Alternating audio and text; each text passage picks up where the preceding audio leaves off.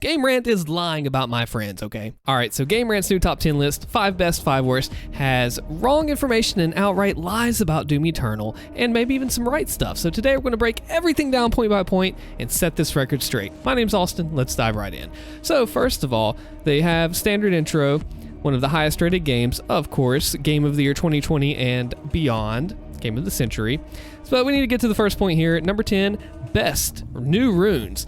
So they had a mild disappointment when they figured out that there was not going to be any new weapons. Now they come to the runes here, and they say that 3 new support runes are available, and plenty of customization that adds value and depth.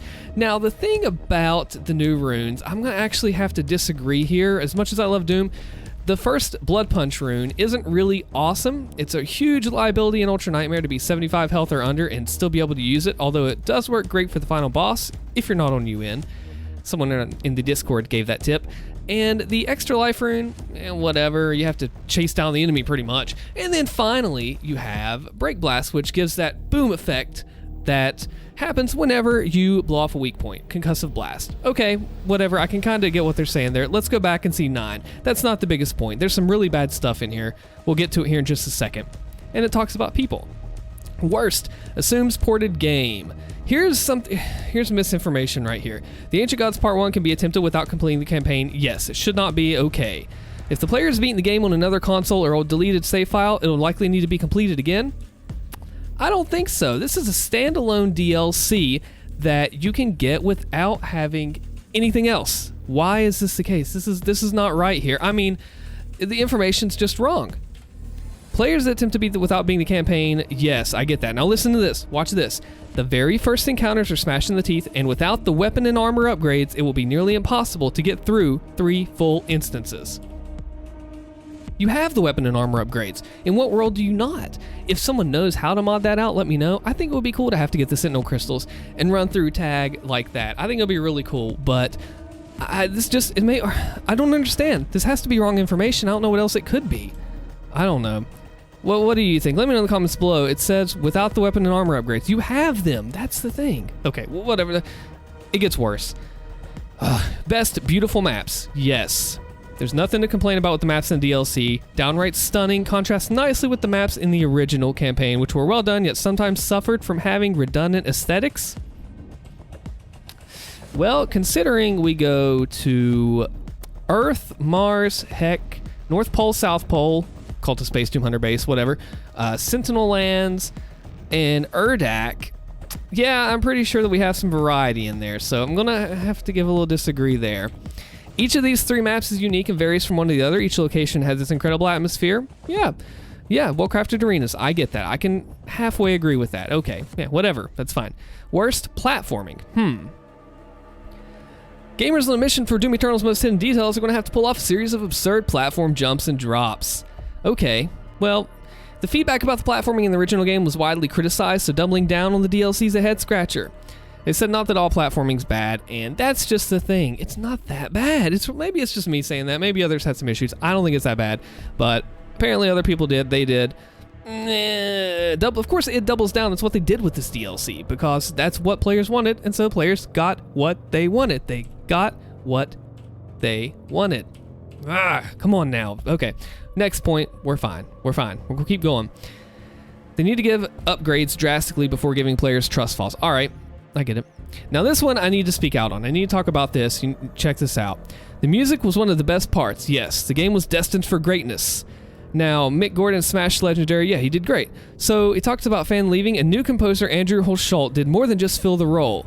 The new metal jams are equally brilliant and managed to sound synchronized with the existing game while still having their own unique heart-pounding flow. Where's the mention of David Levy? David was half of this ordeal. Andrew did the final boss theme, a lot of other stuff, Blood Swamps. David did some of the Trial of Malagog. Where's David's mention? I mean, he's not in this article at all. Maybe it's just an oversight. I'm gonna let this be an oversight for this one, because they did not know. Okay, whatever, enough with the cool fancy camera switches. We'll let that be. That's not the worst part.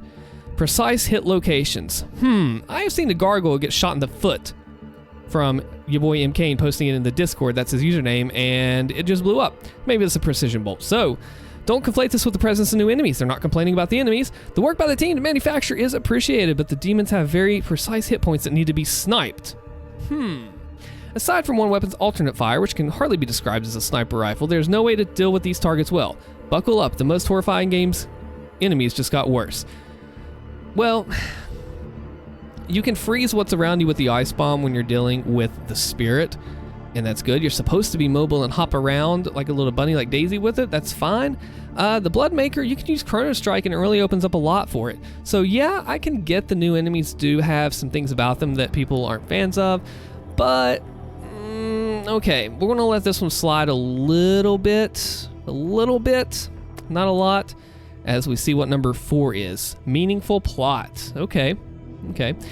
So the plot's been steadily getting better with new release. The Slayer is no longer some decommissioned engineer angry about the death of his pet bunny. Few plot holes to be mended. Hugo said we'll get all the answers. Now, at least there's a plot to have holes in. Okay, all right. It's objectively improved. No more fetch quest. Each of the 3 deployments feels necessary, and they powerfully move the story along. So, I'm going to make a video talking about lore in Eternal, as it is kind of a hot spot. There's some agreements and disagreements I've seen in the community, so I can't really say too much on this because I have seen community speaking out to, against, for, whatever. We'll run with that. I think the next few points are probably some of the most egregious, at least one of them. I'm going to have to talk about this one for just a minute. What do you all think? Should we let the plot thing slide since it's already so kind of controversial in a way anyway, with the way that they wanted to expand into the Doom universe? We'll talk about that in another video too. Subscribe to the channel if you want to catch up with that and more analysis videos. But number 3. Number 3 is just wrong. All right? Even higher difficulty, yeah. Okay, I'm just going to read this, okay? Listen real close. Read along with me. Thought Ultra Nightmare was a tough task in Doom Eternal? That was nothing. Even with full upgrades from the campaign. I thought earlier you said in point 9, if we scroll up here. Hold on a second.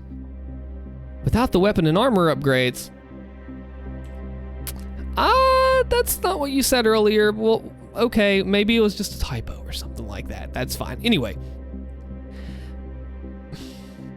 Pro players, listen to this, that are attempting the Ancient Gods Part 1 are reaching triple-digit death counts before finishing map number 1.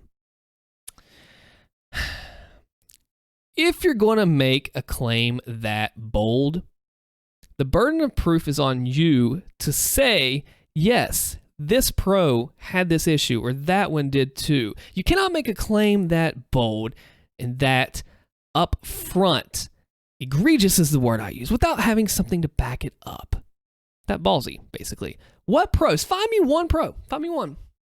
Find me one pro that had this issue and bring him to me, because I'm hanging out in that scene with the Ultra Nightmare Challenge Run speedrunners. They're essentially my friends, and I've not ran into one person that has said this. Not one. Hundreds, triple-digit death counts in the easiest map of the DLC.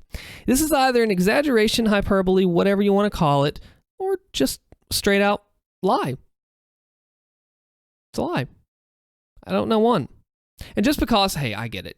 You know, just because I personally don't know one doesn't mean that they don't exist. But what's the pros? Are they talking about streamers? Are they talking about YouTubers? I don't get who they're talking about. And let me know what you think too in the comments, because I like I said, I try to read every single comment I get. I try my best. In the Discord too, I talk about this as well. Who? Frosty has like 2,500 attempts on the speedrun, but that's because he's doing a world record speedrun. He's under 47 minutes now for 100% Ultra Nightmare. I don't know. This is just wrong. It's a lie. It's just wrong. There's nothing else but incorrectness right there. Back to the article. Using every tip and trick in the book to beat Ultra Nightmare is a requirement, not helpful advice anymore. Controllers and keyboards beware. Ripping and tearing won't be confined to the in-game experience after these encounters start farming the players to attempt them for hours on end. All right, look. The DLC in ways is easier, because I'll make a video on that too if you want me to.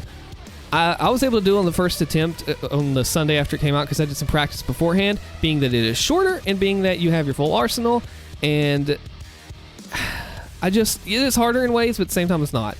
But I just don't understand this hundreds thing. Please help me figure this out. They're lying about my friends. GameRant is lying about my friends, okay? That's what it comes down to. Hopefully, they're just exaggerating. Now, this next part, hey, spoiler alert, if you've not finished the DLC, you might want to kind of come back to this part of the video later. The next two do have some in-game spoilers. Just a heads up. As much as players were looking forward to the Ancient Gods Part 1, they knew about what to expect in terms of enemies and game's design. The ending, however, leaves gamers with absolutely no ideas what's coming around the corner. Well, considering we know Dark Lord is like Devoth was created before the Slayer, he didn't take the Slayer's form, but we look like him. So considering that he is there already and he was running over Jakad, and he wanted the immortality for his people. No, we kind of know what's coming next. But id Software will probably throw us for a loop and then mess us up with a trick, which will be kind of funny. Let's keep going. With two significant enemies manifesting at the conclusion. Who? The two Seraph people thing? The Bloodmakers, the Possessed Pain Elemental, and Possessed Dread. What two enemies manifesting at the conclusion? There's a real chance that the Slayer won't even be battling demons in the next installation. What? Or maybe he will, who knows? That's the joy of bewilderment. Huh? Like, you know, like if you watch this channel, you know that I'm a positive channel. I don't rip and tear stuff apart. I like to find the good in people and bring that out to the light. I just don't get this, man. They have not paid attention to the story. They've not paid attention to it at all or something to be able to say like, hey, we don't know at all what's coming next. When it's right there, those... Whoever takes the Fathers or Dark Lord Sphere to the Luminarium, the makers have to acknowledge that. Have to do whatever. They have to go with it. Whatever sphere, doesn't matter. Makers cannot do this. That's why the Seraphim wanted the Slayer to do this, so he could stop with Fathers, stop the Transfiguration, essentially his dying process. He couldn't actually, that's why Samuel didn't go take it through. He could not. He's forbidden as a maker, but I just think that's just not misunderstanding the lore there. I don't know. This one's going to be spicy. Worst bridges burned. Big spoilers are coming up here. Yeah, you think. So anyone who played, Vega, Hayden, and the Slayer have had a contentious friendship for the entire series, but the disagreements finally got the best of them in a final showdown. Dialogue indicates that Hayden and the Father may or may not be at war with the Slayer, but at the very least, their alliance with the Doom Guy have appeared to end tragically. We need to know more of the story, but I can understand why they're wanting... I know this is tough to say. I can understand why they're wanting to say what they want to say, but I'd like to know a little more information about that. Final showdown, nope. Samur got teleported away. It was Father's decision for them to leave Urdak in the first place, which started this whole transfiguration process. And we need to know more. I think there's just a lot of egregious, I say that word so much here, errors in this, and I want to know what you think. Come to the Discord, subscribe to the channel if you like these analysis breakdowns. I got cool stuff coming. Let me know what you think in the comments below. My name's Allstin. I'll see you later. Goodbye.